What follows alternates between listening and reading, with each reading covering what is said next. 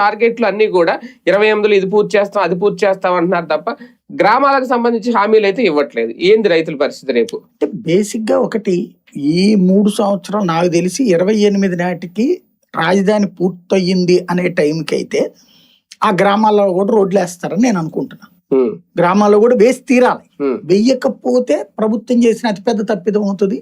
మళ్ళీ 2019 రిపీట్ అవుతుంది. అదే రాజధాని ప్రాంతంలో వాడడం. ఇంకా అక్కడిసారి రాజధాని నియోజకవర్గాన్ని వైసీపీ గెలుచుకుంది కానీ ఆ గ్రామాల్లో మాత్రం తెలుగుదేశానికి వచ్చినాయి 19లో. అవును. కాబట్టి అది చూసి కూడా రేపు పొద్దున చేయలేదు అనుకోండి, ఆ గ్రామాల్లో కూడా దెబ్బతింటది. కాబట్టి అట్లాగా చేయి కాల్చుకుంటుందని నేను అనుకోను. నెంబర్ 1. నెంబర్ 2, మీరు చెప్పినట్టుగా అక్కడ ఉన్నటువంటి పబ్లిక్ డెవలప్మెంట్ ఆస్పెక్ట్ అంటారా, ఇమ్మీడియట్ కాదు. నాకు తెలిసి ఒక మన తర్వాత జనరేషన్ కి కొంతమేర చాయిస్ వస్తుంది. అప్పటికి కూడా ఒక సిస్టమేటిక్ డెవలప్మెంట్ జరిగితే, మళ్ళీ గందరగోళంలోకి పడితే ఎవడేం చేయలేడు. సిస్టమేటిక్ డెవలప్మెంట్ జరగాలి.